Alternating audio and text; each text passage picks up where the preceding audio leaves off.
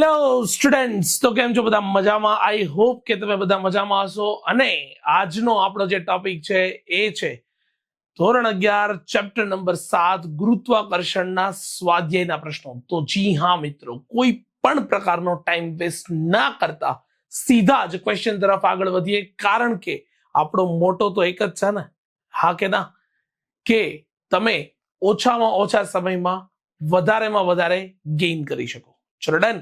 તો કોઈ પણ પ્રકારનો ટાઈમ વેસ્ટ નથી કરવો અને આપણે આગળ વધીએ સૌથી પહેલા ક્વેશ્ચન તરફ, કે જ્યાં તમને કહેવામાં આવ્યું છે કે એક પોલા વાહક ની અંદરની બાજુએ વિદ્યુતભાર મૂકીને વિદ્યુતીય બળોથી તેમનું શિલ્ડિંગ કરી શકો છો. આ તમને કહી દેવામાં આવ્યું છે, માની લેવાનું છે, કારણ કે ટોપિક તો તમારો ધોરણ 12 નો છે.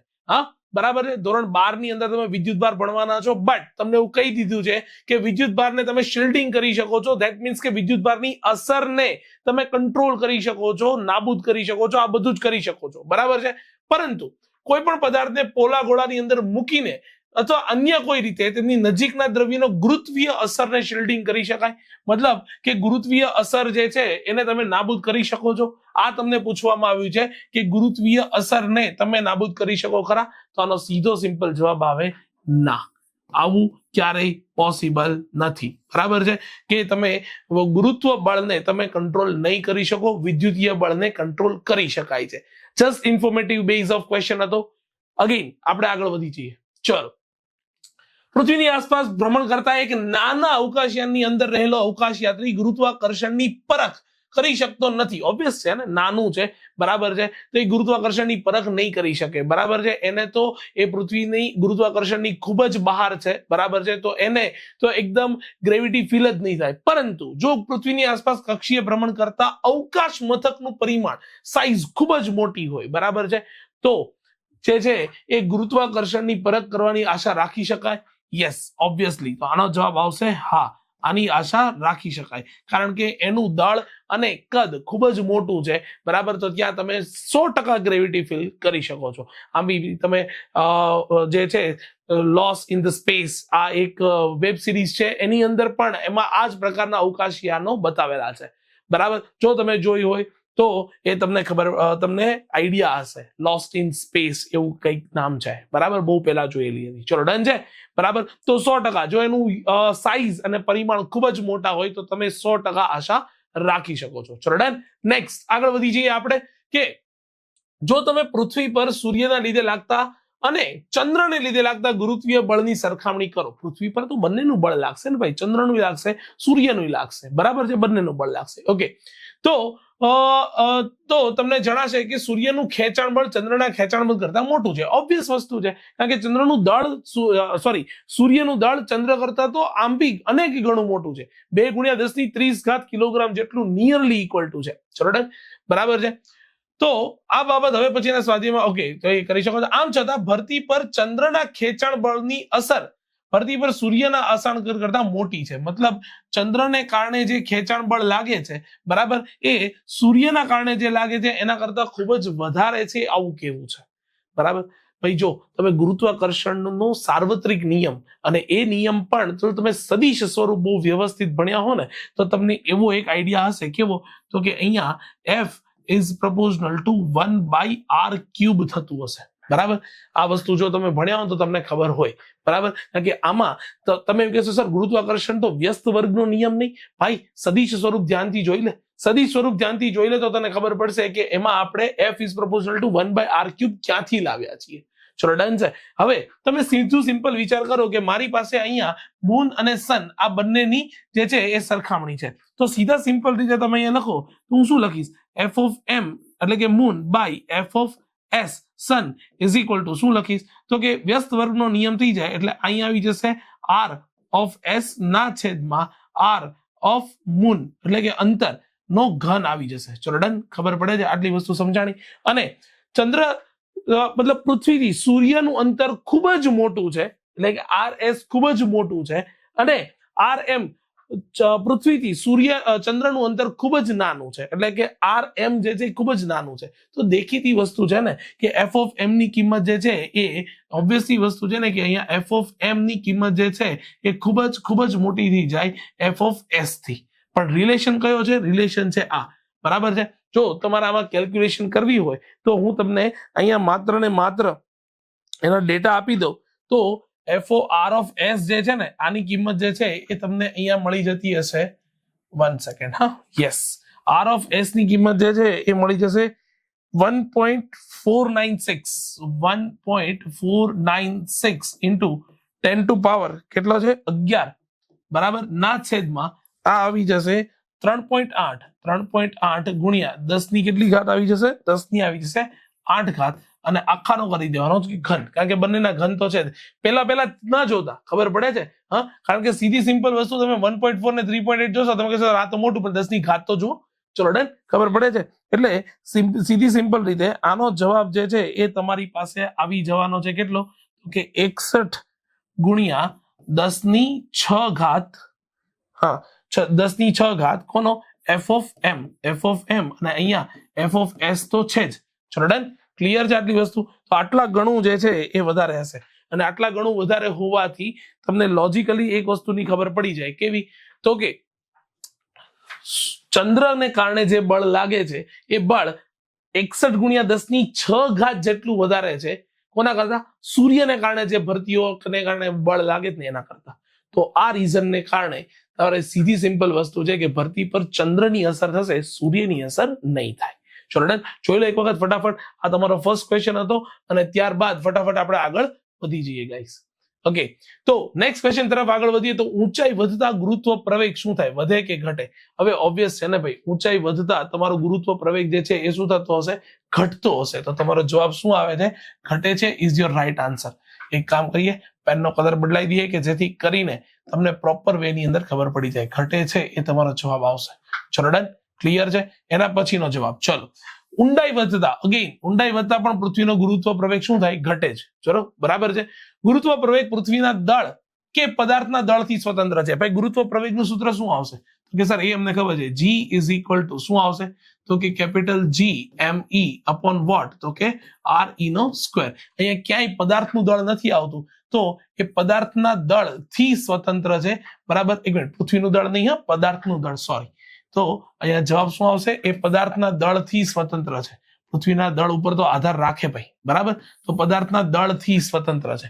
અને પૃથ્વીના કેન્દ્રથી R1 અને R2 અંતર આવેલા બે બિંદુઓ સ્થિતિ ઉર્જાનો તફાવત એક તો તમે આ સૂત્રથી માપો છો, અને બીજું mgh એટલે આ સૂત્રથી માપો છો.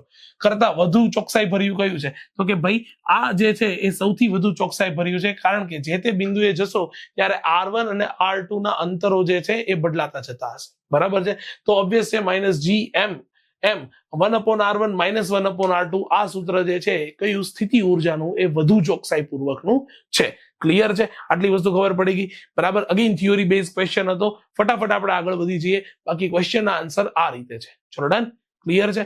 ઓકે, હવે નેક્સ્ટ ફટાફટ આગળ વધીએ. ધારો કે કોઈ એક ગ્રહ સૂર્યની આસપાસ પૃથ્વીની ઝડપ કરતા બમણી ઝડપે પરિભ્રમણ કરે છે. બરાબર, ધારો કે કોઈ એક ગ્રહ, એટલે કે આપણે અહીંયા લઈ લઈએ એ ગ્રહની કોણીય ઝડપ, પ્લેનેટ છે, બરાબર, એ કેટલી છે, તો કે પૃથ્વીની ઝડપ કરતા ટ્વાઇસ ડબલ છે, આની જેટલી. કોની, તો કે પૃથ્વીની ઝડપ કરતા એની કોણીય ઝડપ ડબલ આપી દીધી છે. તો તેની કક્ષાનું પરિમાણ પૃથ્વીની કક્ષાના પરિમાણની સરખામણીએ કેટલું હશે? કક્ષાનું પરિમાણ એટલે તમને એવું ખબર પડવી જોઈએ કે ઇનડાયરેક્ટલી એણે સૂર્યથી તે ગ્રહનું અંતર પૂછ્યું છે. કક્ષા એટલે અંતર પૂછ્યું છે, અને એ અંતર આને આપણે ત્રિજ્યા કહેવાય. બરાબર, તો લોજિકલી તમે વિચાર કરો ને તો તમને એવી ખબર પડવી જોઈએ કે અહીંયા કોણીય ઝડપ બરાબર કાપેલું કુલ અંતર એટલે કેટલું આવશે, તો કે 2π ના છેદમાં શું આવશે, સમયગાળો t. અને આ બધું કોની માટે, તો કે એક ગ્રહ માટે. બરાબર, કારણ કે ટોટલ અંતર જે છે એ 2π જેટલું જ અંતર કાપશે કે નહીં કાપે. બરાબર, એવી જ રીતે આ શું આવશે, તો કે 2 into શું આવશે, તો કે આના માટે પણ લખી શકાય 2π ના છેદમાં t of e. ચલો ડન. અને 2π થી 2π બંને બાજુથી આપણે છમા કરી દઈએ તો સીધી સિમ્પલ રીતે તમારું TE, એક મિનિટ, અહીંયા TP આવશે ને, ગ્રહ માટે આપણે લખીએ છીએ તો શું આવશે, તો કે એના માટે આ જે છે એ શું આવશે, તો કે TP આવશે. Sorry, my mistake. તો તમારા માટે તમને એવી ખબર પડી જોઈએ કે આ TP આવશે. TE ને સામેની બાજુ લઈ જઈએ, બરાબર, તો time period of TE by શું આવશે, તો કે અહીંયા TP, આ TP ઇઝ ઇક્વલ ટુ શું આવી જશે, તો કે 2 આવી જશે. ચલો ડન, ક્લિયર છે આટલી વસ્તુ. હવે મને એક વાતનો જવાબ આપો, કેપ્લરનો ત્રીજો નિયમ કેટલાને ખબર છે? ત્રીજો નિયમ શું કહે છે? ત્રીજો નિયમ એવું કહે છે કે કોઈ પણ ગ્રહના આવર્તકાળનો વર્ગ એ તેની ત્રિજ્યાના ઘનના સમપ્રમાણમાં હોય. એટલે આ તમારો જે છે એ તમને કેપ્લરના ત્રીજો નિયમ છે. તમને શું પૂછ્યું છે? તો કે કક્ષાનું પરિમાણ પૂછ્યું છે. કોની? એ ગ્રહની. તો તમે સીધું સિમ્પલ અહીંયા લખો ને, r p by r e બરાબર એનો ઘન ઇઝ ઇક્વલ ટુ, તમે શું લખશો? તો કે ઓબ્વિયસ છે ટી પી નો સ્ક્વેર ના છેદમાં ટી ઈ નો સ્ક્વેર. ચલો ડન. તમારે આરપી શોધવાનું છે. માત્ર ને માત્ર આરપી ને સૂત્રનો કરતા બનાવી દો. તો આરપી ઇઝ ઇક્વલ ટુ બોલ ટીપી બાય ટીઈ નો આખાનો વર્ગ ઇન્ટુ શું આવશે? તો કે આર ઈ નો ઘન. અહીંયા આનો ઘન તો છે જ. હવે ટીપી બાય ટીઈ શું હતું? તો કે સર એ તો મને ખબર, ટીપી બાય ટીઈ જે છે એ એક મિનિટ પાછો ટીઈ બાય ટીપી બરાબર એ શું આપી દીધું? તો કે એ તો તમને 2 આપી દીધું. ચલો ડન. તો આનો વ્યસ્ત છે તો તમે સીધું સિમ્પલ અહીંયા શું મૂકશો? તો કે 1/2 બરાબર છે આનો વર્ગ ઇન્ટુ આર ઈ નો ઘન. આર ઈ શું છે? તો કે આર ઈ જે છે એ સીધું સિમ્પલ તમારી પાસે જે છે એ શું છે? તો કે એ પૃથ્વીથી સૂર્ય સુધીનું અંતર છે. તમારે તો એની સાપેક્ષની જ વાત કરવાની જ ને. ચલો અહીંયા સુધીનું કેલ્ક્યુલેશન ખબર પડી ખરા? હવે સર તમે એવું કહેશો કે સર આ તો આરપી નો ઘન મળ્યો, પણ મને તો આરપી જોઈએ તો એમાં શું મોટી વાત છે? આરપી ઇઝ ઇક્વલ ટુ તમે અહીંયા લખી નાખો 1/2 બરાબર એનો સ્ક્વેર અને આખાનું શું કરવાનું છે? ઘનમૂળ કાઢવાનું છે. અને ઇન્ટુ વોટ? તો કે આર ઈ માત્ર વધશે બરાબર 1/2 એટલે 0.5 આવે. 0.5 નો પેલા વર્ગ કરી દો અને એનું પછી ઘનમૂળ કાઢ લો. બરાબર છે. જો તમને ઘનમૂળ કાઢતા ન આવડતું હોય બરાબર છે તો એક શોર્ટની અંદર વિડીયો બનાવીને આ જ વિડીયોના ડિસ્ક્રિપ્શન બોક્સની અંદર મૂકેલો છે ઘનમૂળ કાઢવાની રીત. અને જો ઘનમૂળ કાઢવાની રીત તમને ખબર પડી જાય બરાબર, સાદા કેલ્સીમાં જ નીકાળી શકાય બરાબર, તો તમારો ફાઇનલ આન્સર જે છે એ તમારો આનો આન્સર આપણે અહીંયા સીધું કેલ્ક્યુલેશન જે છે એ સીધી જોઈને લખી નાખશું બરાબર છે. તો તમારો ફાઇનલ આન્સર જે છે એ આવવાનો છે r p is equal to 0.63 r e આવશે. ચલો ડન. ઘનમૂળ કાઢવાની રીત અગેન કહું છું, વિડીયોના ડિસ્ક્રિપ્શન બોક્સની અંદર છે, એક નાનો સરખો વિડીયો બનાવીને મૂક્યો છે, જોઈ લેજો. ચલો ડન. ક્લિયર છે? તો આ હતો તમારો દાખલા નંબર 3. યસ, જોઈ લો પછી આગળ વધી જઈએ ફટાફટ. ચલો ફટાફટ. ઓકે, નેક્સ્ટ દાખલા તરફ આગળ વધીએ કે ગુરુના એક ઉપગ્રહ આયોનો કક્ષીય આવર્તકાળ આપી દીધો. તો સૌથી પહેલા તો આપણે અહીંયા લખવું જોઈએ કે શું શું આપ્યું. ડેટા કલેક્શન ફટાફટ કરતા જઈએ. તમને અહીંયા આપી દીધો કક્ષીય આવર્તકાળ એટલે કે ટી ની કિંમત આપી દીધી. ટી કેટલો આપ્યો છે? તો કે કક્ષીય આવર્તકાળ આપ્યો છે 1.769 ડેઝ ની અંદર આપી દીધો છે. ચલો ડન. બરાબર છે. એની કક્ષીય ત્રિજ્યા આપી દીધી છે એટલે કે આર અંતર આપી દેવામાં આવ્યું છે. કેટલું આપ્યું છે? 4.22 into 10⁸ મીટર આપી દેવામાં આવ્યું છે. તો ગુરુ ગ્રહનું દળ સૂર્યના દળ કરતા 1000માં ભાગનું છે એવું સાબિત કરો. સાબિત તો ત્યારે કરશો ને કે જ્યારે તમારી પાસે ગુરુ ગ્રહનું દળ હશે. તો એના માટે સૌથી પહેલો ટોપિક છે કે તમારી પાસે mj જે છે ને એ શોધવાનું છે. માસ ઓફ જ્યુપિટર mj. ચલો ડન. ક્લિયર છે? અને કક્ષીય આવર્તકાળનું સૂત્ર જો તમને આવડતું હોય તો સીધું સૂત્રનો ઉપયોગ કરો. ચલો, કક્ષીય આવર્તકાળનું સૂત્ર શું છે? તો કે સર હવે અમને ખબર છે કે t² is equal to 4π² upon gm. Good morning. Mass of Jupiter છે બરાબર છે ઇન્ટુ વોટ? તો કે આર નો ઘન. હવે ખાલી તમે અહીંયા mj ને સૂત્રનો કરતા બનાવી દો. તો mj ઇઝ ઇક્વલ ટુ શું આવશે?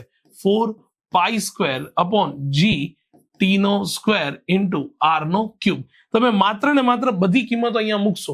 માત્ર ને માત્ર તમે અહીંયા બધી જ કિંમતો મૂકશો તો જે mj જે છે એ તમને શું મળી જવાનું છે? હા, mj જે છે એ તમને મળી જવાનું છે 2 ગુણ્યા 10⁻27 કિલોગ્રામ. બરાબર છે. અને બીજી એક વસ્તુ બહુ ઇમ્પોર્ટન્ટ છે કે તમને અહીંયા આવર્તકાળ જે છે એ તમને શેમાં આપેલો છે? તો કે સર આવર્તકાળ જે છે એ અમને શેમાં આપ્યો છે? તો કે ડેઝ ની અંદર આપ્યો છે. આ આવર્તકાળને તમારે સીધા સિમ્પલ ફોર્મની અંદર t is equal two 1.769 into શું કરવું પડશે? તો કે 24 કલાક અને એ 24 કલાકની 3600 સેકન્ડ. તો સૌથી પહેલા તો આવર્તકાળને તમારે આટલામાં કન્વર્ટ કરવો પડશે અને એ આવર્તકાળ તમે અહીંયા મૂકશો બરાબર. એટલે તમને ગુરુનું દળ જે છે, માસ ઓફ જ્યુપિટર જે છે આટલું મળશે. Once you get that mass of Jupiter, ને પછી તો તમારે શું કરવાનું છે, તો કે સૂર્યના દળ સાથે માત્ર ને માત્ર સરખામણી જ કરવાની છે ને, 1000માં ભાગનું છે એવું સાબિત કરવાનું છે. તો એના માટે તમે એક ઇન્ફોર્મેશન એવી યાદ રાખી લો કે ભાઈ એક વસ્તુ સમજી લો કે અહીંયા સૂર્યનું દળ કેટલું હશે, તો કે અહીંયા માસ ઓફ સન જે છે એ હશે તમારી પાસે 2 ગુણ્યા 10⁻30 કિલોગ્રામ. તો કે સર અમારા યાદ રાખવાનું, તો કે હા ભાઈ, હું તમને એવું સજેસ્ટ કરીશ કે અમુક વસ્તુઓ છે ને એ યાદ રાખી લેજો.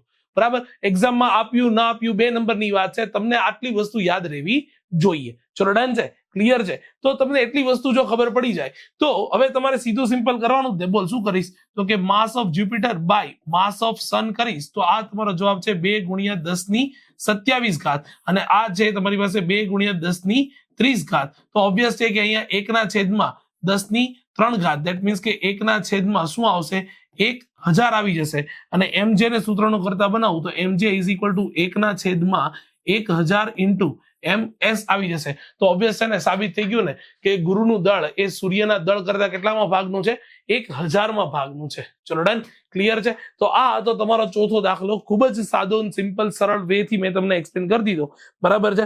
હવે એના પછીના આપણે દાખલા તરફ આગળ વધીએ એ પહેલા એક વખત પોઝ મારો, સ્ક્રીનશોટ લો. જય માતાજી. ચલો ડન, ક્લિયર છે, ગુડ. ઓકે, હવે એના પછીના દાખલા તરફ આગળ વધીએ તો આપણે એવું ધારી લઈએ કે આપણી આકાશગંગા સૂર્યના દળ જેટલું દરેક દળ ધરાવતા એવા ટોટલ કેટલા તારાઓ આપ્યા, તો કે 2.5 ગુણ્યા 10⁻11 તારાઓની બનેલી છે. હવે જયારે આટલા બધા તારાઓની બનેલી છે ને તો પહેલા તો હું એનું દળ શોધી લઉં. બોલ દળ શું શોધવાનું, તો કે દળ m બરાબર કોના, તો કે સૂર્યના દળ જેટલા, એટલે સૂર્યનું દળને આપણે ms કહી દઈએ અને એને ગુણ્યા કેટલા, તો કે 2.5 ગુણ્યા કેટલા, તો કે 10⁻11 જેટલા તારાઓની બનેલી છે. સૂર્યનું દળ કેટલું, 2 ગુણ્યા 10⁻30.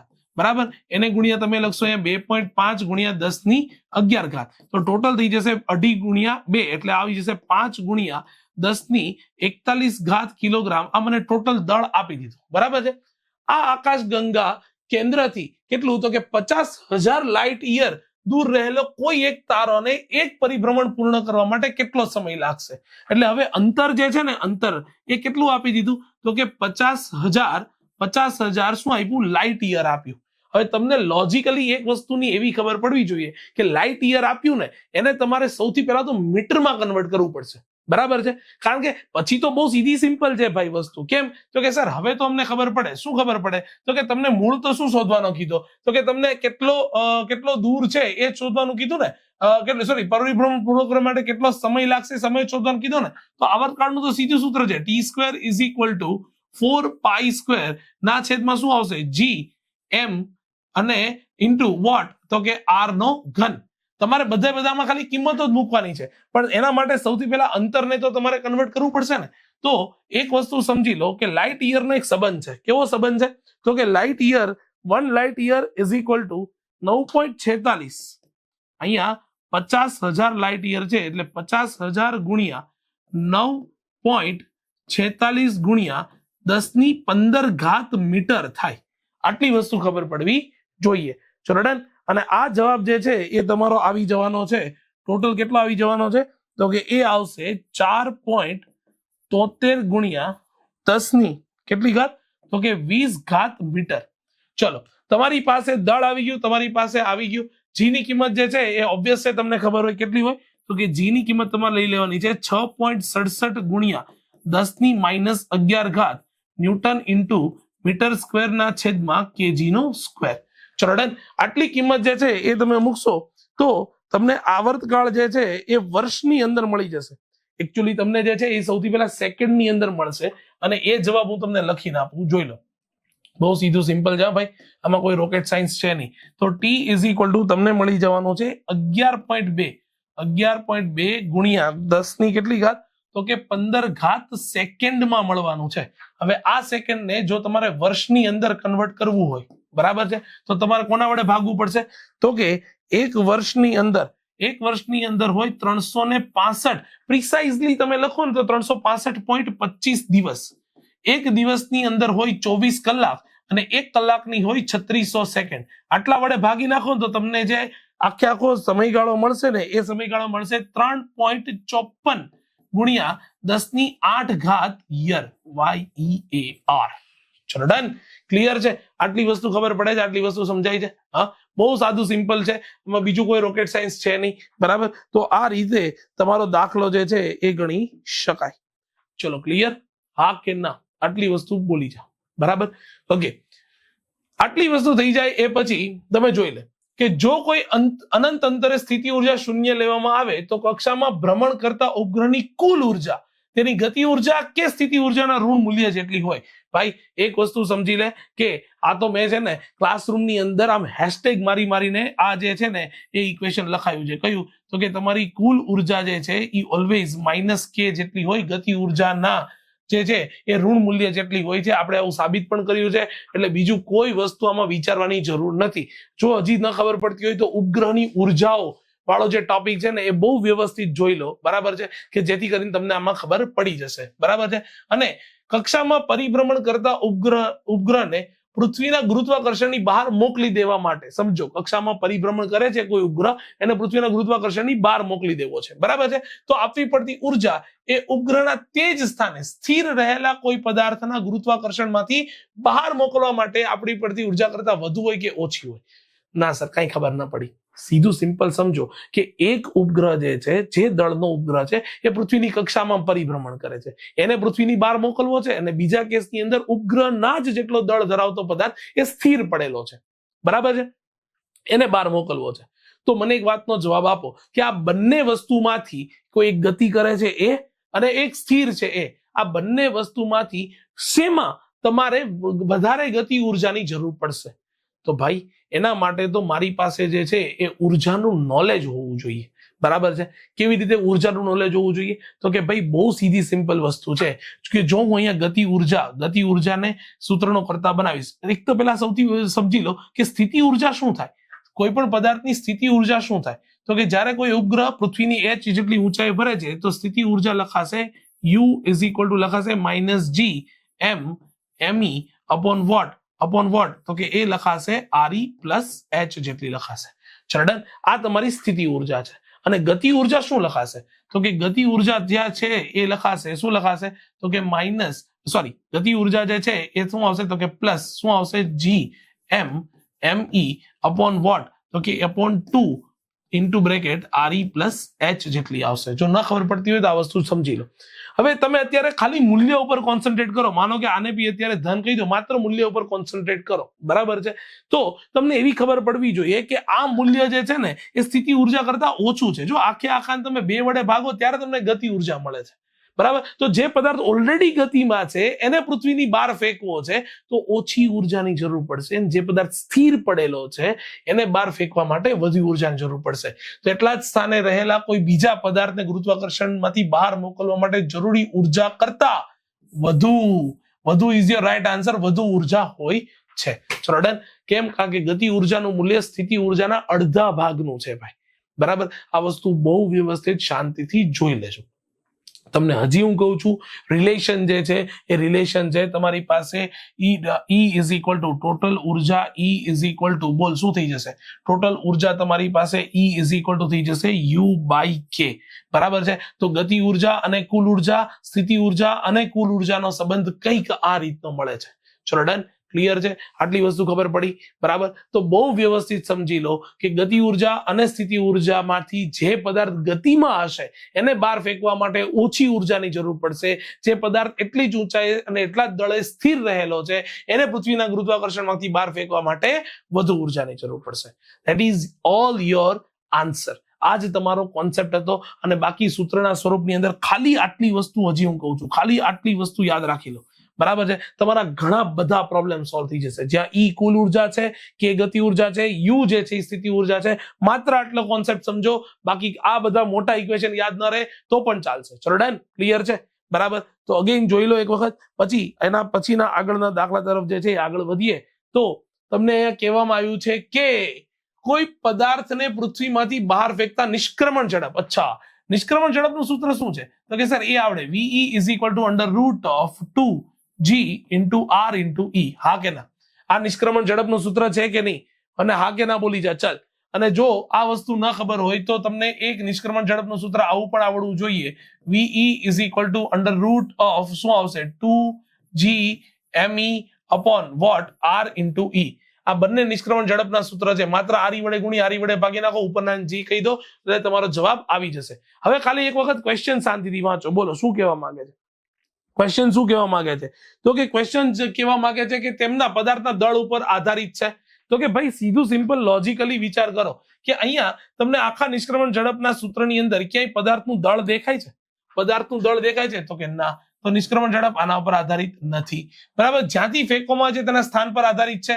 તો કે હા. કેમ? કારણ કે અહીંયા તમે એકચ્યુઅલ નિષ્ક્રમણ ઝડપ લખશો ને, બરાબર છે, તો તમારે h જેટલી ઊંચાઈ નિષ્ક્રમણ ઝડપનું સૂત્ર શું આવશે? તો VE is equal to under root of 2GME ના છેદમાં શું લખાશે? તો કે RE પ્લસ h લખાશે. તો h એટલે ઊંચાઈ આવશે પદાર્થના સ્થાન ઉપર આધાર રાખે. બરાબર. પ્રક્ષિપ્ત કરવાની દિશા પર આધારિત છે? તો કે ના. અહીંયા ક્યાંય પ્રક્ષિપ્ત કોણ કે એ આવતું નથી. અને પદાર્થની ફેંકવાની ઊંચાઈના સ્થાન પર આધારિત છે? તો કે હા. કેમ? કારણ કે h જેટલી ઊંચાઈ આવશે, જ્યાં જ્યાં અંતર છે ત્યાં ત્યાં આવશે. ચલો ડન. ક્લિયર છે? તમે પૃથ્વીની h જેટલી ઊંચાઈએ, પૃથ્વીની સપાટીથી h જેટલી ઊંચાઈએ ઉપર જઈને પદાર્થને ફેંકો છો તો 100% એના પર નિષ્ક્રમણ ઝડપ આધાર રાખશે. ચલો ડન. ક્લિયર છે? અગેન નિષ્ક્રમણ ઝડપના સૂત્ર તમારી સામે છે, બહુ વ્યવસ્થિત શાંતિથી જોઈ લો. ક્લિયર? આટલી વસ્તુ ખબર પડી? યસ ઓર નો? આટલી વસ્તુ જો ખબર પડી ગઈ હોય તો અગેન જ્ઞાન આધારિત જ પ્રશ્ન હતા. ફટાફટ આપણે આગળ વધી જઈએ. તો એના પછીના ક્વેશ્ચન છે કે ધૂમકેતુ ધૂમકેતુ સૂર્યની આસપાસ અતિ દીર્ઘવૃત્તીય કક્ષામાં પરિભ્રમણ કરે છે. તો આ ધૂમકેતુ માટે રેખીય ઝડપ, કોણીય ઝડપ, કોણીય વેગમાન, ગતિ ઉર્જા, સ્થિતિ ઉર્જા, આ બધાની વસ્તુઓ જે છે એ તમારે કહેવાની છે. હવે જ્યારે એક વસ્તુ સમજી લો કે તમને કેપ્લરનો બીજો નિયમ જો તમને ખબર હોય કે જે કક્ષાઓનો નિયમ હતો, બરાબર, એ શું કીધું હતું? તો કે એને એવું કીધું હતું કે કેપ્લરના બીજા નિયમમાં એવું કીધું હતું કે delta A by delta T is equal to what? અચળ. આ બહુ કોન્સેપ્ટ સમજવો જરૂરી છે, બહુ જ સમજવો જરૂરી છે. ધૂમકેતુ જ્યારે ઇલિપ્ટિકલ પાથ એટલે કે લંબ વૃત્તીય કક્ષાની અંદર, આવી દીર્ઘવૃત્તીય કક્ષાની અંદર પરિભ્રમણ કરતો હોય ત્યારે કોઈ એક ડેલ્ટા ટી જેટલા સમયમાં આંતરવાનું ક્ષેત્રફળ ઓલવેઝ સમાન કરવું હોય ને તો એની રેખીય ઝડપમાં વધારો ઘટાડો કરવો પડે. કારણ કે લોકોને આવું જ છે કે ભાઈ રેખીય ઝડપ તો ક્યારેય વધે ઘટે નહીં. બરાબર. રેખીય ઝડપ તો કેવી રહે? હંમેશા અચળ રહે. રેખીય ઝડપ અચળ નથી રહેતી, કોણીય ઝડપ અચળ રહે છે. ખાસ વસ્તુ ઇમ્પોર્ટન્ટ છે, સમજી લેજો. બરાબર છે. તો રેખીય ઝડપ જે છે એ ધૂમકેતુ માટે, બરાબર, તો દળની ક્ષતિ થાય કે નહીં અવગણો, અને આ બધી અચળ રહે કે નહીં એ વસ્તુ કહેવાની છે. બરાબર. તો એક વસ્તુ સમજી લો કે હું જેની ઉપર સાઇન કરું એ અચળ રહેશે, જેની ઉપર ક્રોસ કરું એ અચળ નહીં રહે. તો એક વસ્તુ સમજી લો કે તમારી રેખીય ઝડપ જે છે એ ક્યારેય અચળ નહીં રહે. રેખીય ઝડપ જે છે એ હંમેશા બદલાશે. કોણીય ઝડપ 100% અચળ રહે. કોણીય ઝડપ ને પછી કોણીય વેગમાન પણ અચળ રહે. બરાબર છે. અને તમારી ઓબ્વિયસ છે કે રેખીય ઝડપ બદલાણી તો ઓબ્વિયસ છે ને કે તમારી ગતિ ઉર્જા જે છે એ પણ બદલાશે. એટલે આ અચળ નહીં રહે, અને ગતિ ઉર્જા અચળ નહીં રહે તો સ્થિતિ ઉર્જા પણ અચળ નહીં રહે, અને સમગ્ર ની કુલ ઉર્જા જે છે એ ઓબ્વિયસ જે છે એ અચળ જ રહેવાની છે. ચલો ડન. ખબર પડે છે? હા કે ના બોલી જાય, એક વખત સમજાઈ જાય કે નહીં? ચલો ડન. આટલી વસ્તુ ખબર પડી કે નહીં? હા કે ના? બરાબર. આટલી વસ્તુ ખબર પડી? યસ ઓર નો? બરાબર. તો તમને આટલી વસ્તુ જે છે એ ખબર પડવી જોઈએ કે ધૂમકેતુની અસર માટે દીર્ઘવૃત્તીય કક્ષામાં પરિભ્રમણ ધૂમકેતુ કરે તો રેખીય ઝડપ બદલાય. અરે એક મિનિટ. રેખીય ઝડપ બદલાય તો તમને એવી ખબર પડે ને કે V ઇઝ ઇક્વલ ટુ શું થાય? V ઇઝ ઇક્વલ ટુ શું થાય? V ઇઝ ઇક્વલ ટુ થાય R ઓમેગા. તો ઓબ્વિયસ છે ને કે આ પણ બદલાશે, એટલે આ પણ અચળ નહીં રહે. My mistake guys, my mistake.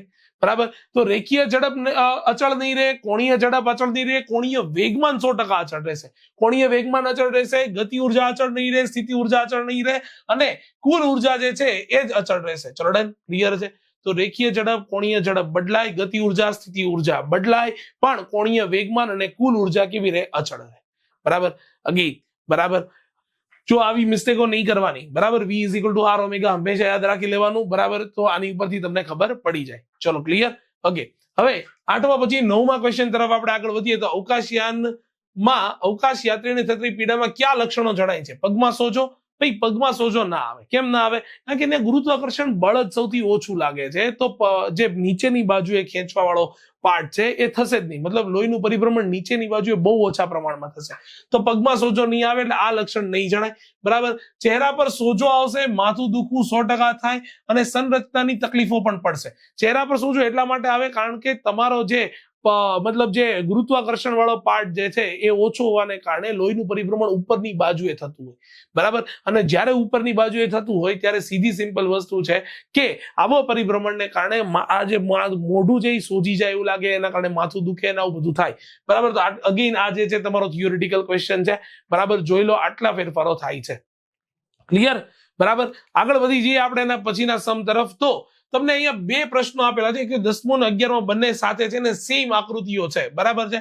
તો તમને એવું કીધું છે કે નિયમિત દળ ધરાવતા ઘનતામાં અર્ધ ગોળાકાર કવચ ઉપર ગુરુત્વ પ્રવેગની તીવ્રતાની દિશા દર્શાવતું ચિહ્ન A, B, C કે O કયું હોઈ શકે? ઓબ્વિયસ છે કે આખું નિયમિત ઘનતા છે તો ગુરુત્વ પ્રવેગ હંમેશા નીચેની બાજુએ જ હોય, તો તમારા માટે આ જે જવાબ જે છે C વિકલ્પ જે છે એ સાચો આવશે.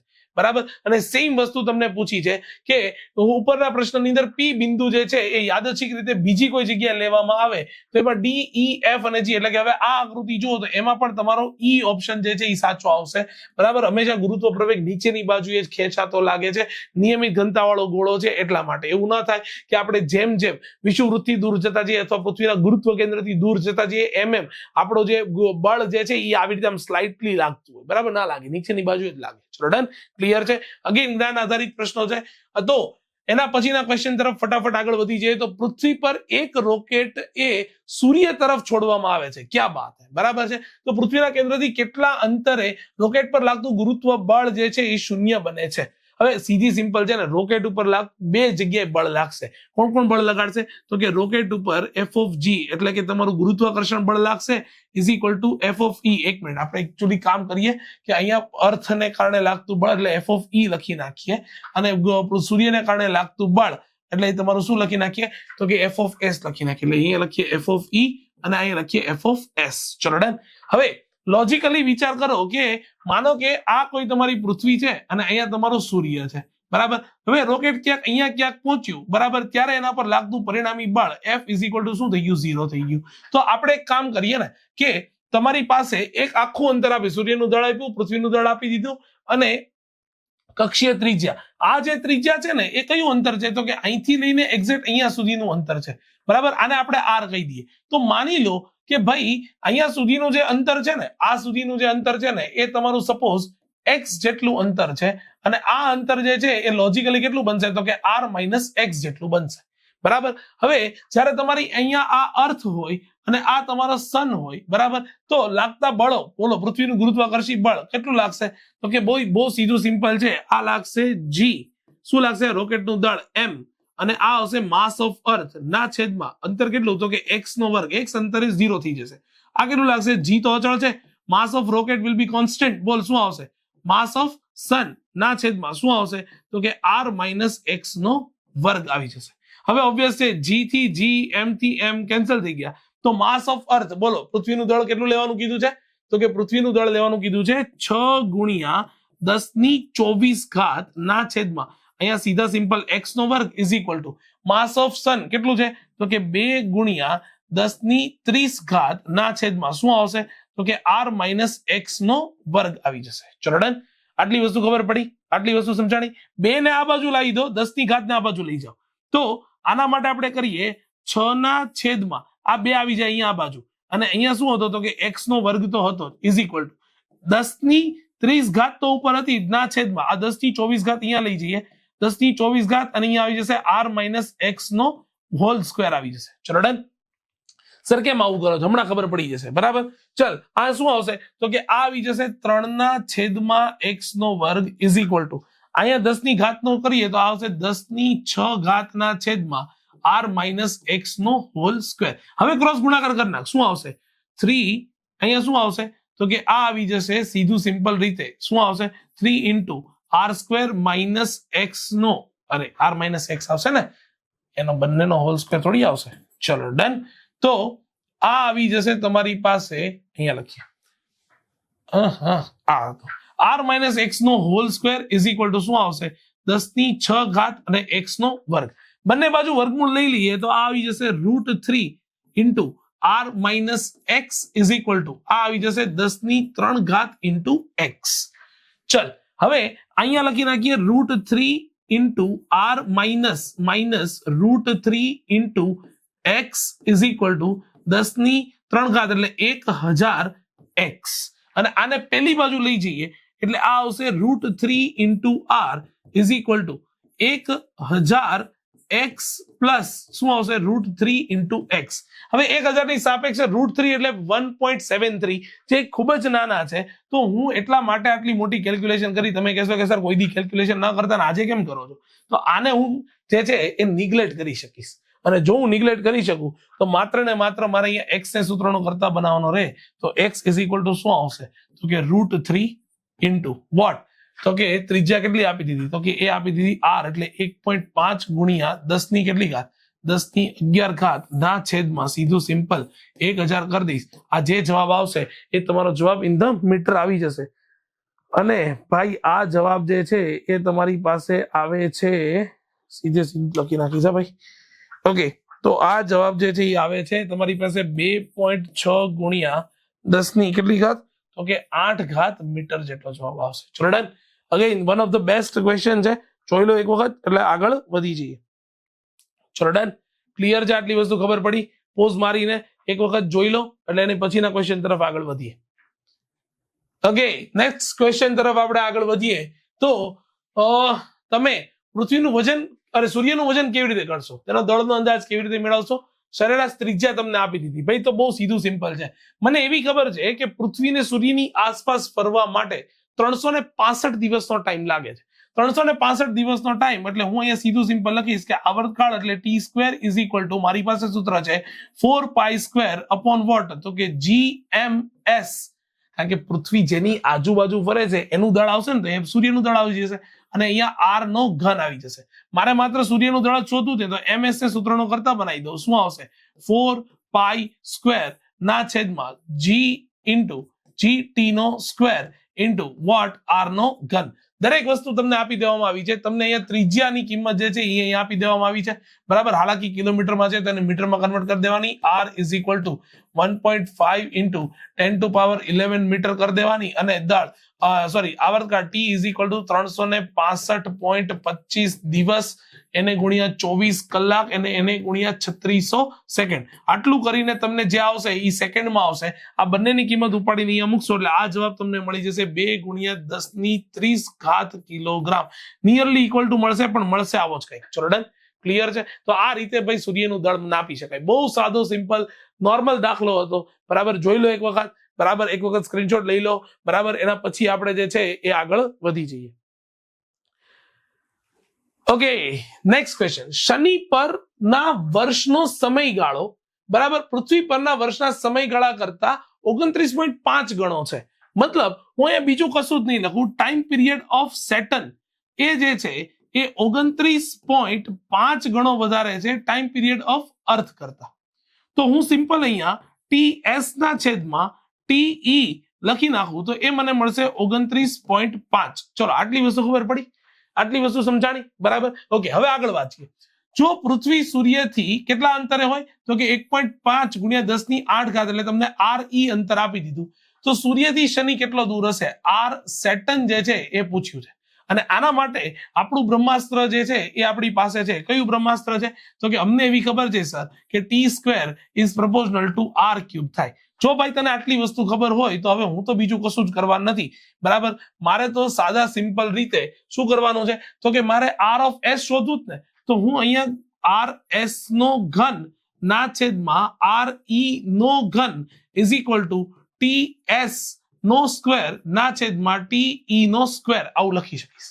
લખાય કે ના લખાય? લખાય જ ને, કેમ ના લખાય, બરાબર. તો સાદી સિમ્પલ રીતે rs ના ઘનને સૂત્રનો કરતા બનાવું તો એ મને મળી જશે ts અપોન te નો whole square into what? re નો ઘન. હવે ts અપોન te એ તો તમને આપી દીધું. કેટલું આપી દીધું?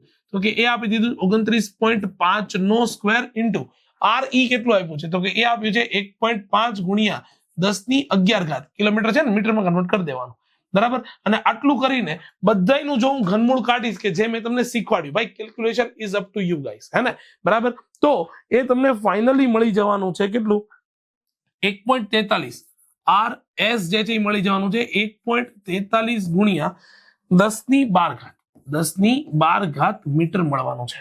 ચલો ડન, ક્લિયર છે, આટલી વસ્તુ ખબર પડી. તો લો એકદમ સહેલામાં સહેલો દાખલો, પણ અગેન કોન્સેપ્ટ કયો આવશે, T² is proportional two R³, કેપ્લરનો ત્રીજો નિયમ. ચલો ડન, જોઈ લો એક વખત, પછી ફટાફટ આપણે જે છે એ આગળ વધી જઈએ.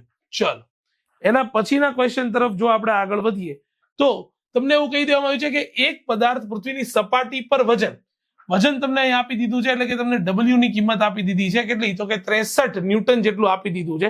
ભાઈ વજન બળ હોય, હે ને, બરાબર. એવું નહીં સમજવાનું વજન સર કેમ ન્યૂટનમાં આપ્યું, વજન બળ છે અને બળ હંમેશા ન્યૂટનમાં હોય, કારણ કે મેં તમને સમજાવ્યું છે કે વજન એટલે શું, તો કે એમ દળના પદાર્થ પર લાગતું પૃથ્વીનું ગુરુત્વાકર્ષણ બળ. ચલો ડન. હા, તો પૃથ્વીની ત્રિજ્યા કરતા અડધી ઊંચાઈએ પદાર્થનું ગુરુત્વ પ્રવેગ કેટલો થાય, ગુરુત્વ બળ કેટલું થાય. હવે ઊંચાઈ એટલે મને એવી ખબર પડે કે સૌથી પહેલા મારે અહીંયા g ઓફ h નું ઇક્વેશન લખવું પડે. g of h is equal to શું આવે, તો કે 1 અપોન શું આવશે, 1 પ્લસ h અપોન re નો square into g into e આ આવશે, બરાબર. હવે તમને h ઊંચાઈ કેટલી આપી દીધી, તો કે h ઊંચાઈ આપી દીધી પૃથ્વીના ત્રિજ્યા કરતા અડધી. હવે આ h ઊંચાઈની કિંમત જો ઉપરના સમીકરણમાં મૂકું તો g ઓફ h જે છે એ મને કેટલું મળે, તો કે એ મને મળી જાય 1 upon 1 plus h by h ક્યાં, h ની જગ્યાએ re/2 મૂકવાના ને. હા, આટલી વસ્તુ ખબર પડવી જોઈએ. ચલો ડન છે. તો આની બદલે મારે શું મૂકવાનો, તો કે અહીંયા મૂકવાનો મારે re ના છેદમાં 2 ઇન્ટુ re તો હતો જ એનો વર્ગ into what, g of e મૂકી દેવાનો. ચલો ડન. તો બોલ re થી re કેન્સલ થઈ જાય, તો આ આવી જશે તમારી પાસે 1 અપોન 1/2 1 પ્લસ 1/2 અને ઇન્ટુ વોટ, તો કે ઇન્ટુ આવી જશે g ઓફ e. તમને એવી બુદ્ધિ ચાલવી જોઈએ કે 1 વત્તા અડધો એટલે એ આવી જશે 3/2 into what, g into e. તો તમારી પાસે આ કિંમત મળી જશે 2/3 g ઇન્ટુ e. આટલું ગુરુત્વ પ્રવેગ થશે. ચલો ડન. પેલા તો નીચે સુધી દેખાય છે, અરે એક મિનિટ કેમ ગયું, હા અહીંયા, ઓકે ડન. તો આટલી વસ્તુ તમને મળી જશે. હવે તમને શું કીધું, તો કે W ની કિંમત તમને આપી દીધી. આ બહુ ઇન્ટરેસ્ટિંગ વસ્તુ છે, બરાબર. તમને શું આપી દીધું, તો કે W is equal two mg is equal two 63 newton આપી દીધું. તો નવું બળ W dash is equal two, દળ તો બદલાવા નથી, પણ તમને g ઓફ h જે છે એ 100% બદલાઈ જશે, બરાબર, કારણ કે આ તમારે g ઓફ e લેવાનું હતું. તો g ઓફ h તમને શું મળ્યું, તો કે 2/3 ge. તો m ઇન્ટુ શું લખવાનું, 2/3 ઇન્ટુ g ઇન્ટુ e, પણ m ઇન્ટુ ge ઇન્ટુ 2/3. હવે આની કિંમત તો 63 ન્યૂટન આપેલી છે ને, તો અહીંયા મૂકવાનું 63 ઇન્ટુ 2/3, કે જેનો જવાબ જે છે એ તમને મળી જવાનો છે, એક મિનિટ, એનો જવાબ તમને મળી જવાનો છે 28. પણ હા, અહીંયા re નો વર્ગ, હા બધી જગ્યાએ મિસ્ટેક કરીને આ વર્ગ ક્યાં ગયો, વર્ગ તો લખવો પડે ને, અહીંયા વર્ગ આવે, જોયું. આવી સિલી મિસ્ટેક થાય, અને આ મિસ્ટેક ક્યારેય એક્ઝામમાં તમને માર્ક આપી ન જાય, હંમેશા તમારા માર્ક કાપે જ, બરાબર છે. તો આ વસ્તુ હંમેશા યાદ રાખવાની. ચલો આ પણ વસ્તુ ખોટી થઈ ગઈ, એ બરો, આગળનો સવાલ નહીં, પેલા આ તો સુધારવા દો સાહેબ. ચલો તો તમારી પાસે અહીંયા આવી જશે કેટલું, તો કે આ આવી જશે 4/3 ge. તો તમારે અહીંયા લખવું જોઈએ શું આવશે, તો કે આ આવશે 4/3, અહીંયા આવી જશે 4/3, આવી જશે 4/3 ની 4/9, બરાબર, કારણ કે 3 નો વર્ગ તો કરવાનો ને, એટલે 4/9 ને જવાબ લખશો તો 28 ન્યૂટન આવશે. જોયું. તો આ વસ્તુ છે. અહીંયા આપણે સીધા સિમ્પલ રીતે કોઈ પણ પ્રકારનું એડિટ નહીં, તમને જે વસ્તુ, આ બધી વસ્તુઓ તમને ખબર પડે કે જુઓ અમારા જેવાથી, આટલા અનુભવી વ્યક્તિઓથી પણ જો આવી ભૂલો થતી હોય લાઈવમાં ભણાવતી વખતે, તો તમારે તો એક્ઝામના ટેન્શનમાં પેપર દેવાનો છે. તો 100% આવી મિસ્ટેક થઈ જાય, બરાબર છે. તો વર્ગ ખાલી ભૂલાઈ જાય તો પણ વસ્તુ ખોટી થઈ જાય, બરાબર છે. તો અહીંયા તમારે વર્ગ લખવો જોઈશે. ચલો ડન. હાલાકી આ વર્ગ જે છે એ માત્ર 3/2 ને જ લાગુ પડશે, બરાબર છે, પણ છતાં તમારો જવાબમાં આમાં કોઈ પણ પ્રકારનો ફેરફાર આવશે નહીં.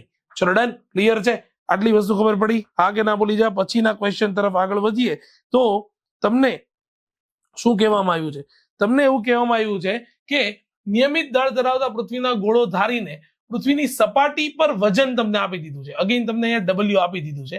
તો કેન્દ્રથી અડધા અંતરે વજન કેટલું હશે? હવે કેન્દ્રથી અડધું અંતર એટલે ઓબ્વિયસ છે ને, કેન્દ્રથી ત્રિજ્યા સુધી નથી પહોંચવાનું. કેન્દ્રથી અડધું અંતર એટલે કે આ અંતર કેટલું આપી દીધું? તો કે d is equal two RE/2 આપી દીધું. ચલો ડન. પણ હવે એના માટે તમારે મને જવાબ દેવો પડશે કે પૃથ્વીની સપાટીથી d જેટલી ઊંડાઈએ ગુરુત્વ પ્રવેગ કેટલો હશે? તો કે એ તમારી પાસે ગુરુત્વ પ્રવેગ મળશે g of d is equal to શું આવશે? Into bracket 1 minus d upon RE into g of E મળી જશે. ચલો ડન. ક્લિયર છે? ચલ d નું અંતર કેટલું આપ્યું? તો કે સર d નું અંતર આપ્યું 1 માઇનસ d એટલે કેટલું? તો કે RE/2 ઇન્ટુ RE તો છે જ, અને ઇન્ટુ વોટ? તો કે g of E. RE થી RE છમ્મા થઈ જાય, તો equation will be 1 minus 1/2 into g of E. That means કે અડધું થઈ જશે. બોલ.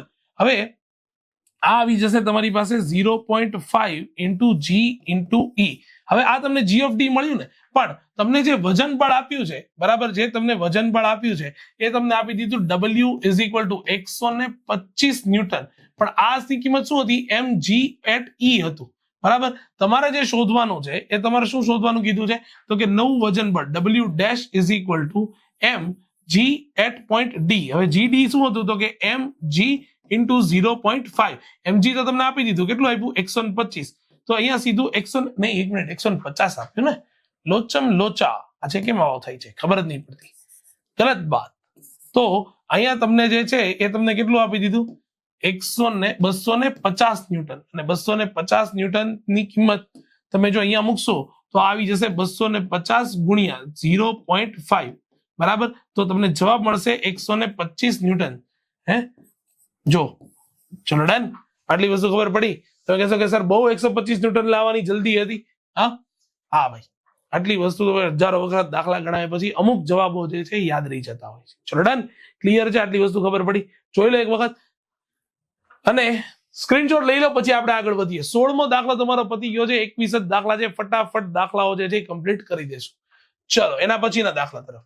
તમને એવું કહેવામાં આવે છે કે પૃથ્વીની સપાટી પરથી 5 કિલોમીટરની ઝડપે ઉર્ધ્વ દિશામાં, હવે 5 કિલોમીટર છે ને એને આપણે કરી દઈએ. સર આ કલર તો દેખાય જ નહીં. કઈ વાંધો નહીં બેટા, આપણી પાસે કલરના તો બહુ બધા ઓપ્શન છે. તો અહીંયા લખીએ 5 ગુણ્યા 10⁻³ શું આવશે? મીટર પર સેકન્ડ. બરાબર. કિલોમીટર પર સેકન્ડ ને મીટર પર સેકન્ડમાં કરી દીધું. તો પાછા આવતા અગાઉ પૃથ્વીથી રોકેટ કેટલું દૂર ગયું હશે? હવે ભાઈ સીધી સિમ્પલ છે ને, પૃથ્વીની એસ્કેપ વેલોસિટી જે છે એ કેટલી છે? પૃથ્વીની એસ્કેપ વેલોસિટી છે કેટલી? તો કે 11.2 કિલોમીટર પર સેકન્ડ. હવે ઓબ્વિયસલી 11.2 કિલોમીટર પર સેકન્ડ હોય, બરાબર, તો આટલા કિલોમીટર પર 5 કિલોમીટર પર સેકન્ડની ઝડપે આપો તો પૃથ્વીની બહાર તો જવાનું નહીં. હા, પણ કોઈક ઊંચાઈ જરૂર પહોંચશે અને એ જ ઊંચાઈ શોધવાની કીધી. હવે એ ઊંચાઈ શોધવાની કીધી ને, તો તમારી પાસે કોન્સેપ્ટ હોવો જોઈએ કે એની પાસે જે ફાઇનલ જે ઉર્જા હશે એ ક્યાંથી આવી હશે? તો કે એની પાસે ઇનિશિયલ જે ઉર્જા હશે ને ત્યાંથી આવી હશે. હવે એ જ જેટલી ઊંચાઈએ કોઈક ઉર્જા હશે તો ઓબ્વિયસ છે ને કે એની મહત્તમ ઊંચાઈ ત્યાંથી પાછું આવવાનું, તો ગતિ ઉર્જા તો હશે જ નહીં. તો ત્યાં એની પાસે કઈ ઉર્જા હશે? તો કે ત્યાં એની પાસે માત્ર ને માત્ર સ્થિતિ ઉર્જા હશે. પણ શરૂઆતમાં તમે એને વેગ આપ્યો એટલે ગતિ ઉર્જા હશે પ્લસ વોટ? સ્થિતિ ઉર્જા પણ હશે. હા કે ના? તો બસ હવે ખાલી માત્ર ને માત્ર કિંમત મૂકવાની છે. શું છે? -G/m/me. કોઈક ઊંચાઈએ છે તો અહીંયા આવશે RE+H, અને આ H તો શોધવાનો છે. અને આ આવશે તમારી પાસે 1/2 mv² પ્લસ શું આવશે? તો કે આવી જશે અહીંયા -G/m/me ના છેદમાં R × E. ચલ m છમ્મા. તો કે યસ સર. તો ઇક્વેશન આવશે -G/m. અરે સ્મોલ m ક્યાંથી? m તો સર તમે કેન્સલ આઉટ કરી દીધો ને, બરાબર? હા કે ના? તો કે યસ સર, m તો કેન્સલ આઉટ કરી દીધો. તો તમારી પાસે ઇક્વેશન, અરે ઠહેર જાઓ, તમારી પાસે ફિરસે નહીં. Okay yes. તો તમારી પાસે જે ઇક્વેશન આવવાનું છે એ ઇક્વેશન શું આવશે? ઇક્વેશન તમારી પાસે માત્ર ને માત્ર આવવાનું છે -G/me upon what? RE+H is equal to, ફરીવાર લખીએ, v²/2 -G/me upon R × E. ચલો ડન. ક્લિયર છે? હવે માઇનસ સાઇન સામેની બાજુ જવા દઉં તો મારી પાસે ઇક્વેશન આવશે G/me upon RE plus H is equal two આ આવી જશે 12 એટલે કે GME upon RE minus V²/2 માત્ર ઋણ નિશાનીથી બંને બાજુ ગુણી નાખ્યું એવું સમજો ને તો બી ચાલશે મારા માટે તો. ચલો ડન. હવે આ બાજુની સાઈડ રાઈટ હેન્ડ સાઈડ છે ને એને હું લસા લઈ લઉં તો મારી પાસે આ બાજુ તો હતું તે શું હતું તો કે આ બાજુ હતું GME અપોન વોટ તો કે RE પ્લસ H. જોઈ લો આ તો હતું. હવે બે અહીંયા ગુણાઈ જશે એટલે આવી જશે તમારી પાસે 2GME minus vote RE into V². એટલે આ આવી જશે RE ઇન્ટુ V નો સ્ક્વેર ના છેદમાં શું થઈ જશે તો કે 2RE. વ્યસ્ત લઈ લો એટલે ઉપરની બાજુ આવી જશે RE પ્લસ H ના છેદમાં GME ઇઝ ઇક્વલ ટુ શું આવી જશે 2RE ના છેદમાં શું આવી જશે 2GME minus RE into V નો સ્ક્વેર. RE પ્લસ H ને સૂત્રનો કરતા બનાવી દો તો RE plus H is equal to GME સામે આવી જશે 2GME ઇન્ટુ RE ના આખાના છેદમાં 2GME minus RE into V નો સ્ક્વેર. ભાઈ આ GME કેન્સલ ના કરતા હા આવું ના થાય ખબર પડે છે. હવે બધી જ કિંમત તમને આપી દેવામાં આવી છે જુઓ તો તમને આની કિંમત જે આપી દેવામાં આવી છે એ શું આવશે તો કે RE ની કિંમત આપી દેવામાં આવી છે સરેરાશ ત્રિજ્યા આટલી આપી દીધી છે G ની કિંમત આટલી આપી દીધી છે પૃથ્વીનું દળ આપી દીધું છે 6×10⁴ અને ઓબ્વિયસ છે વેગ તમને આપી દીધો છે. હવે RE પ્લસ H ની કેલ્ક્યુલેશન કરશો ને ગાઈસ બરાબર તો મારે તમને લખીને આપવું જોઈએ એ આવશે 8×10⁶. યસ RE પ્લસ H ઈ આવશે તમારી પાસે 8×10⁶ મીટર. અને જો માત્ર ને માત્ર H ની ફાઇનલ કેલ્ક્યુલેશન કરશો ને તો RE ને સામે એમાંથી બાદ કરવું પડશે. RE શું આપ્યું તો કે 6.4×10⁶. એને બાદ કરશો તો તમને ફાઇનલી જે છે એ જવાબ આવી જશે તમારો 1600 કિલોમીટર જે છે એ આન્સર આવવો જોઈએ. ચલો ડન ક્લિયર છે. એમ બી હું એક વખત જે છે એ વેરીફાઈ કરી લઉં તો RE પ્લસ H 10⁶. યસ તો આ આવી જશે તમારી પાસે યસ 1600 કિલોમીટર કન્ફર્મ છે ભાઈ બરાબર છે. તો આ હતો તમારો 17મો દાખલો. બહુ વ્યવસ્થિત મસ્ત મજાનો દાખલો છે. માત્ર ને માત્ર ઉર્જા સંરક્ષણના નિયમ પરથી આખો દાખલો જે છે એ સોલ્વ થઈ જશે. ચલો ડન ક્લિયર છે. આટલી વસ્તુ ખબર પડી યસ ઓર નો બોલી જાય એક વખત. આટલી વસ્તુ ખબર પડી કે નહીં હા કે ના. અને આટલી વસ્તુ ખબર પડી ગઈ હોય તો એના પછીના દાખલા તરફ આગળ વધીએ તો યસ પૃથ્વીની સપાટી પરથી પ્રક્ષિપ્ત કરતા પદાર્થની નિષ્ક્રમણ ઝડપ 11.2 કિલોમીટર પર સેકન્ડ છે. યસ કોઈ એક પદાર્થને આના કરતા 3 ગણી ઝડપે બહાર ફેંકવામાં આવે તો પૃથ્વીથી અનંત અંતરેની ઝડપ કેટલી હશે. એનો મતલબ કે તમને અહીંયા સીધી સિમ્પલ એક જ વસ્તુ પૂછી છે કે તમે જ્યારે ઇનિશિયલી પદાર્થને ઝડપ આપો છો એ 3VE જેટલી આપો છો તો એની ફાઇનલ ઝડપ જે છે એ કેટલી હશે આવું પૂછ્યું છે બરાબર. અને આના માટે પણ હું એક જ વસ્તુનો ઉપયોગ કરીશ અને એ કયું છે તો કે એ છે મારી પાસે ઉર્જા સંરક્ષણનો નિયમ. પ્રારંભિક અને અંતિમ ઉર્જા હંમેશા સમાન હશે. કોન્સેપ્ટ હંમેશા પકડજો. કોન્સેપ્ટ પકડજો તો દાખલો ઇટસેલ્ફ આવડવાનો છે ભાઈ બરાબર છે. તો ઉર્જા સંરક્ષણનો નિયમ મને શું કહે છે તો કે ઉર્જા સંરક્ષણનો નિયમ તો ભાઈ મને એવું કહે છે કે ફાઇનલ ઉર્જા એટલે કે તમારી અંતિમ ઉર્જા જે છે એ તમારી પ્રારંભિક ઉર્જા જેટલી જ હોય. હવે અંતિમ ઉર્જા કેટલી હોય તો કે હવે ગતિમાં છે તો ઓબ્વિયસ છે મારી પાસે ખાલી 1/2 mvf² એટલી જ હશે. પણ પ્રારંભની અંદર તમે જ્યારે એને પ્રક્ષિપ્ત કરવા માટે ઉર્જા આપી રહ્યા છો ત્યારે એની પાસે કંઈક ગતિ ઉર્જા હશે એટલે 1/2 mvi² હશે હા કે ના. પ્લસ શું હશે તો કે સ્થિતિ ઉર્જા હશે એટલે સ્થિતિ ઉર્જા કેટલી -gm_me અપોન વોટ તો કે માત્ર ને માત્ર RE કારણ કે પદાર્થ હજી સપાટી પર છે. ચલો ડન સપાટી પર જ એને ઇનિશિયલ આપી અને આપ્યું. હવે દેખતા જ ખબર પડે બધી બાજુથી m જે છે એ કેન્સલ આઉટ થઈ જશે તો તમારી પાસે ઇક્વેશન આવ્યું 1/2 vf² ઇઝ ઇક્વલ ટુ શું આવ્યું તો કે 1/2 vi² minus gme upon what તો કે R ઇન્ટુ E બરાબર. આટલી વસ્તુ ખબર પડી ગઈ તો કે યસ સર આટલી વસ્તુ અમને સમજાઈ ગઈ. ચલો ડન આટલી વસ્તુ ખબર પડી હા કે ના બોલી જા.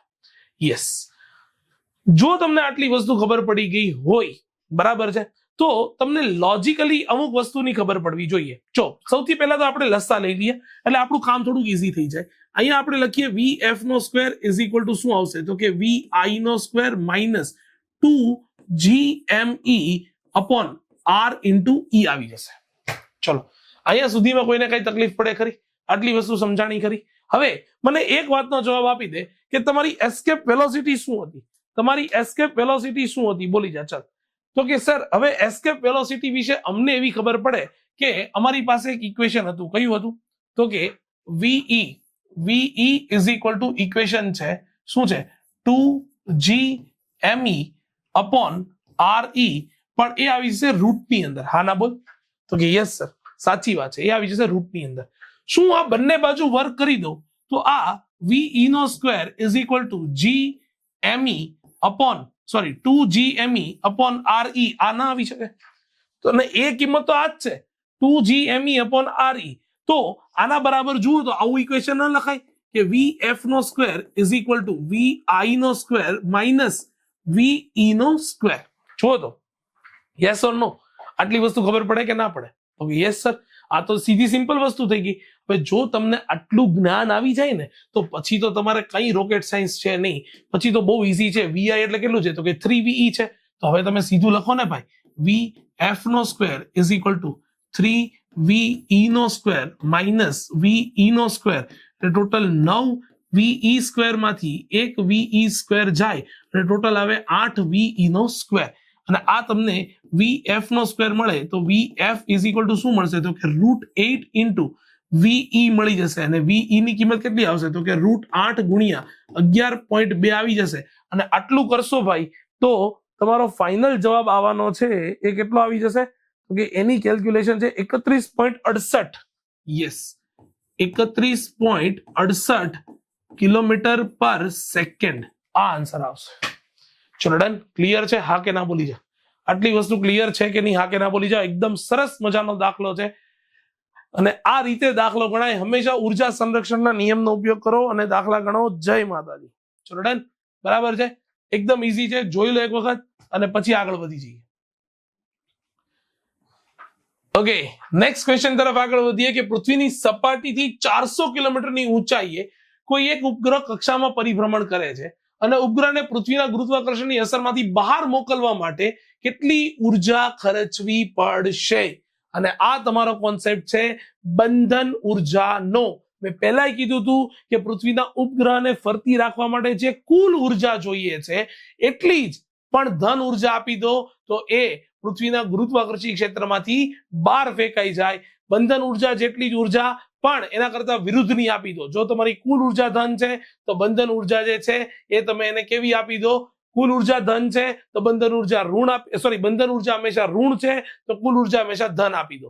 તો તમારી પાસે ઉર્જાનું કુલ ઇક્વેશન જે છે એ તમને ખબર હોવી જોઈએ. ઉર્જાનું ઇક્વેશન શું છે? તો કે ઉર્જાનું ઇક્વેશન છે E is equal to GMME upon what 2 what RE plus H છે. ચલો ડન. આટલી વસ્તુ ખબર પડી. હવે તમે કહેશો કે સર હવે આ દાખલામાં કઈ બચ્યું નથી, આ તો બહુ ઈઝી થઈ ગયું. બરાબર છે. જીની કિંમત જે છે તમને આપી દીધી છે. પૃથ્વીનો ઉપગ્રહ બહારનો ઉપગ્રહનું દળ જો આ તમને આપી દેવામાં આવ્યું છે. ઉપગ્રહનું દળ સ્મોલ m છે. બરાબર. પૃથ્વીનું દળ એટલે તમને માસ ઓફ અર્થ અહીંયા આપી દેવામાં આવ્યું છે. પૃથ્વીની ત્રિજ્યા એટલે એ તમને અહીંયા આપી દીધી છે RE અને G ની કિંમત તમને ઓબ્વિયસલી બાય ડિફોલ્ટ આપી દીધી છે. H ની કિંમત તમને અહીંયા આપી દીધી કેપિટલ H. માત્ર કિંમત મૂકીને આન્સર લાવશો તો આનો આન્સર જે છે એ તમારી પાસે આવવાનો છે કેટલા જૂલ? તો કે એ આવવાનો છે 5.8853.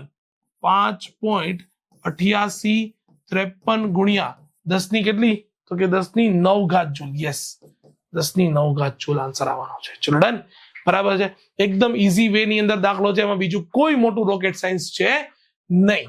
ચલો એના પછીના દાખલા તરફ આગળ વધીએ તો દરેક નું એક સોલાર એટલે કે સૂર્યનું દળ જેટલા ધરાવતા બે તારાઓ એકબીજા તરફ સન્મુખ નો મતલબ છે હેડ ઓન કોલિઝન સાથે સંઘાત થવા જઈ રહ્યા છે. એટલે તમારી પાસે સીધું સિમ્પલ સમજી લો કે અહીંયા બે તારાઓ છે. બરાબર છે. આ માસ ઓફ સન અને બીજું પણ આ પણ કેટલું છે? તો કે માસ ઓફ સન જેટલું જ છે. આ બંને વચ્ચેનું અંતર જે છે એ R તમને આપી દેવામાં આવ્યું છે. કેટલું આપી દીધું છે? કેટલું આપી દેવામાં આવ્યું છે? R 10 ની 9 ઘાત કિલોમીટર. બરાબર. ત્યારે તેની ઝડપ અવગણ્ય છે. એટલે કે તમે જુઓ અહીંયા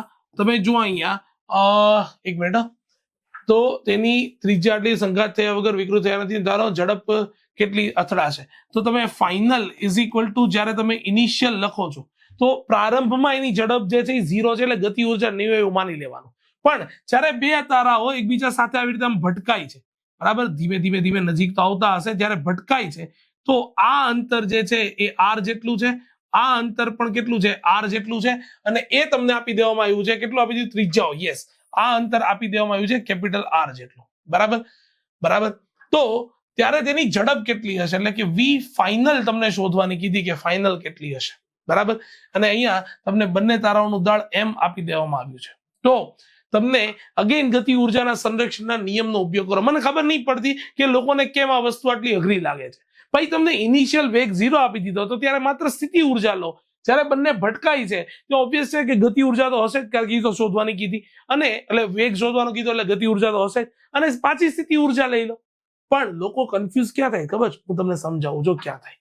ફાઇનલ જે ગતિ ઉર્જા હશે, બરાબર, ફાઇનલમાં શું આવશે તો કે 1/2 m vf નો સ્ક્વેર આવી જશે, વત્તા સ્થિતિ ઉર્જા શું આવશે, -g, બંનેના દળ સમાન એટલે શું આવશે તો કે m સ્ક્વેર આવી જશે, ના છેદમાં બીજું કે અંતર. તો અંતર શું લેવું સર? અંતર આ લેવું કે આ લેવું? અરે ભાઈ, અથડાઈ છે ત્યારે વચ્ચેનું અંતર તો ક્યાં રહેવાનું છે? પણ હા, બંનેનું દળ આપણે કેન્દ્રિત થયેલું એવું માની લઈએ તો ટોટલ અંતર મારે આ લેવું જોઈએ. તો ટોટલ અંતર મારે અહીંયા લેવું જોઈએ 2 × r. અને બીજી સૌથી મોટી મિસ્ટેક કહું શું થાય છે કે લોકો માત્ર ગતિ ઉર્જા લખે છે, પણ તમને એવી બુદ્ધિ ચાલે કે અહીંયા બે તારાઓ ભટકાય છે તો બેની ગતિ ઉર્જા આવશે ને, તો અહીંયા તમારે સીધું સિમ્પલ રીતે 2 વડે ગુણવું પડશે. ચલો ડન. આટલી વસ્તુ ખબર પડી. હું અહીંયા કોન્સેપ્ટ સમજાવવા માટે છું, બરાબર. તો તમે આ વસ્તુ બહુ વ્યવસ્થિત સમજી લો. અને ઇનિશિયલી તમારી જે ગતિ ઉર્જા લખવાની છે, સોરી, ઇનિશિયલી કુલ ઉર્જા જે છે એ તો માત્ર ને માત્ર કઈ હશે તો કે સ્થિતિ ઉર્જા જ હશે. તો એ થઈ જશે -g, શું આવી જશે તો કે બંનેનું દળ એટલે કે m સ્ક્વેર ના છેદમાં શું આવી જશે તો કે માત્ર ને માત્ર r આવશે. ચલો ડન. ખબર પડે છે? આટલી વસ્તુ સમજાય છે? હા ના બોલી જા. ચાલ, આટલી વસ્તુ ખબર પડતી હોય તો હા ના બોલી જા. અને જો આટલી વસ્તુ ખબર પડે તો તમારે અહીંયા શું લખવું પડે? હા, એક મિનિટ, અહીંયા કેપિટલ M જ લખવું પડે. એવું તો કેવી રીતે તમે સ્મોલ m લખી શકો? હા, કારણ કે બંનેનું દળ કેવું છે? સમાન છે. બંનેનું દળ કેવું છે? સમાન છે. તો અહીંયા આવશે કેપિટલ M ઓનલી. ચલ, હવે સીધી સિમ્પલ વસ્તુ છે. આને સામેની બાજુ લઈ જઈએ, અહીં 2 થી 2 તો કેન્સલ કરી દઈએ તો આવી જશે m vf નો સ્ક્વેર ઇઝ ઇક્વલ ટુ, બોલ શું આવશે તો કે g m સ્ક્વેર ને કોમન કાઢી દો, બરાબર. આ -1/r ને આ ઓલી બાજુ લઈ જાય તો ધન છે તો એ ઋણ થઈ જશે, બરાબર છે. સોરી, એ ધન થઈ જશે ને. લોચા, નો મોર લોચા કરિંગ સર, સીધા આન્સર મત લખિંગ સર. હે, કોઈ વાંધો નહીં. જો બેટા, હવે આ સામેની બાજુ થઈ જશે તો એ ધન થઈ જશે, એટલે 2r અહીંયા આવી જશે, માઇનસ બાય ડિફોલ્ટ હતા 1/r અહીંયા આવી જશે. તો આ તમારું ફાઇનલ ઇક્વેશન છે. એક m કેન્સલ આઉટ થઈ જશે. તો vf નો square is equal to gm into bracket 1/ શું આવશે 2r - 1/r આવી જશે. અને ગાઈઝ, હવે ભાઈ આટલા દાખલાઓ ગણાવ્યા પછી આટલી કેલ્ક્યુલેશન ની આશા તમારી પાસે રાખી રહ્યો છું, બરાબર. તમારે માત્ર ને માત્ર આમાં કિંમત મૂકીને જે જવાબ લાવવાનો છે તો એ જવાબ તમારી પાસે જે છે એ આવી જશે કેટલો તો કે વેગ v જે છે, ફાઇનલ વેલોસિટી તમારી પાસે આવી જશે, હા, 2.6 ગુણ્યા 10⁶ મીટર પર સેકન્ડ જેટલો જવાબ આવી જશે. ખબર પડી? સમજાણું? તો આ જે છે એ તમારો આખો ચેપ્ટર નો સૌથી, જો આ દાખલો સમજાઈ ગયો હોય ને એવું સમજી લેવું કે તમને ગુરુત્વાકર્ષણ આવડશે. કારણ કે આ છે ને એક અઘરો નથી, થોડો કોમ્પ્લિકેટેડ છે. કયા જગ્યાએ કયો આર લેવો ને એ જ કોમ્પ્લિકેટેડ છે. શરૂઆતમાં એનો વેગ અવગણ્યા છે એવું કહી દીધું. તો શરૂઆતમાં માત્ર ને માત્ર આપણે કયું લીધું તો કે માત્ર ને માત્ર સ્થિતિ ઉર્જા લીધી. પણ જયારે અથડાય છે ત્યારે ગતિ ઉર્જા સ્થિતિ ઉર્જા બંને લીધી. અને મેઇન કોન્સેપ્ટ, બંને તારાઓ છે તો 2 વડે ગુણી નાખવાના, બરાબર છે. આટલી વસ્તુ ખબર પડી? આટલી વસ્તુ સમજાણી? હા કે ના બોલી જા. ચાલ, આટલી વસ્તુ ખબર પડી હોય તો હા કે ના બોલી જા. અને આટલી વસ્તુ સમજાઈ ગયા પછી તમારો સૌથી સહેલામાં સહેલો માત્ર ને માત્ર જે છે એ ઇક્વેશન બેઝ દાખલો છે. અને એ દાખલો છે તમારો કેટલામો તો કે 21મો. કે એક સમક્ષિતિ ટેબલ પર દરેકનું દળ અહીંયા તમને આપી દીધું. દરેકનું દળ કેટલું આપ્યું તો કે 100 kg દળના, અને ત્રિજ્યા આપી દીધી છે, બરાબર. r કેટલા 0.10 મીટરની ત્રિજ્યા ધરાવતા 2 ભારે ગોળાઓ એકબીજાથી કેટલા અંતરે તો કે કેપિટલ r આપી દીધો છે કે 0. એટલે 1 મીટર અંતરે મૂકેલા છે. કેન્દ્રની જોડતી એની મધ્ય બિંદુએ ગુરુત્વ બળ. હવે મધ્ય બિંદુએ ગુરુત્વ બળ f એ શું આવશે તો કે તમે એવું સમજી લો કે આ પી બિંદુએ મૂકેલું છે, બીજું ક્યુ બિંદુએ મૂકેલું છે, મધ્ય બિંદુ તમારું ઓ હોય તો ઓ ઉપર લાગતું ગુરુત્વ બળ F of O P is equal to શું આવશે તો કે એફ ઓફ ઓ ક્યુ પણ આવી જશે, બરાબર. એ આવશે તમારી પાસે જી, બંનેના દળ સમાન, તો અહીંયા સીધું સિમ્પલ એમ સ્ક્વેર ના છેદમાં બંને વચ્ચેનું અંતર, બરાબર, કેટલું છે તો કે કેપિટલ આર નો સ્ક્વેર આ આવી જશે, બરાબર છે. અને ગુરુત્વ સ્થિતિમાન કેટલું હશે? હવે ભાઈ ગુરુત્વ સ્થિતિમાન એટલે જે તે પદાર્થને પોતાના દળ વડે ભાગી નાખો એટલે ગુરુત્વ સ્થિતિમાન મળે, બરાબર. હા કે ના? બરાબર. તો તમને એવી બુદ્ધિ ચાલવી જોઈએ કે અંતર જે છે એ અહીંયા કેટલું છે તો કે 1 મીટર જેટલું અંતર છે. તો આ શોધવા માટે તમારે અહીંયા આખો આર નો સ્ક્વેર ન લખતા તમારે શું લખવું જોઈએ તો કે અહીંયા તમારે લખવું જોઈએ 0.5 નો વર્ગ, 0.5 નો વર્ગ, કારણ કે આ અંતર જે છે 0.5 થઈ જશે અને આ અંતર પણ કેટલું થઈ જશે 0.5 થઈ જશે. તમને આને કેલ્ક્યુલેશન કરવાની કીધી છે, લેટ મી સી વન્સ. ના કેલ્ક્યુલેશન નથી કરવાની કીધી, સીધું અંતર જ લખી નાખવાનું છે, તો કોઈ બહુ ટેન્શન છે નહીં, બરાબર છે. અને ગુરુત્વીય સ્થિતિમાન કેટલું થઈ છે તો કે ગુરુત્વીય સ્થિતિમાન જે છે એ સીધું થઈ જશે v naught is equal to minus G M by R plus શું આવશે તો કે minus G M by what, બંને વચ્ચેનું અંતર, બરાબર છે, એ આર. જ્યારે ડિસ્ટન્સ જે છે એ બંનેનું જે છે એ ખાલી એક આર અંતર જે છે એ તમે કયું લેશો તો કે તમે અહીંયા આર અંતર જે છે એ સેમ 0.5 પીઓ વચ્ચેનું અંતર લઈ લેશો. ચલો ડન. તો એ 0.5 જ અંતર લેશો તો આ -2 જી એમ અપોન આર આવી જશે. ક્લિયર છે? આટલી વસ્તુ ખબર પડી? તો આટલાની કિંમત તમે મૂકીને જવાબ લાવશો તો તમારો જવાબ જે છે એ આવી જવાનો છે 2.668 -2.668 ગુણ્યા 10 ની કેટલી ઘાત તો કે 10 ની -8 ઘાત जूल पर केजी आंसर आवશે. चलो डन. केम जूल पर केजी? कारण के मैं कीधું તું ને કે जब आप ना रहो तब हम बन जाते हो, तो u by m, बराबर. तो दળ વડે ભાગી નાખશો એટલે જૂલ પર કેજી એ તમારું શું હશે? વિદ્યુત સ્થિતિમાન હશે. અગેન વિદ્યુત સ્થિતિમાનનું સૂત્ર યાદ રાખજો, v ઇઝ ઇક્વલ ટુ સ્થિતિ ઉર્જા ને દળ વડે ભાગો ને વિદ્યુત સ્થિતિમાન મળે તો વિદ્યુત સ્થિતિમાનનો એસઆઈ એકમ આવશે જૂલ પર કેજી. ચલો ડન. તો આ તમારો જે છે એ સીધો સિમ્પલ 21મો દાખલો હતો, બરાબર, કે જે એકદમ ઈઝી હતો. આમાં કોઈ બીજું રોકેટ સાયન્સ છે નહીં ગાઈસ. ચલો ડન. ક્લિયર છે? તો આ રીતે તમારા બધા જ દાખલાઓના કોન્સેપ્ટ અહીંયા ક્લિયર થઈ ગયા છે. આઈ હોપ કે તમને મજા આવી હશે, તમને ખબર પડી હશે. નોટ્સ બનાવતા રહો, ભણતા રહો.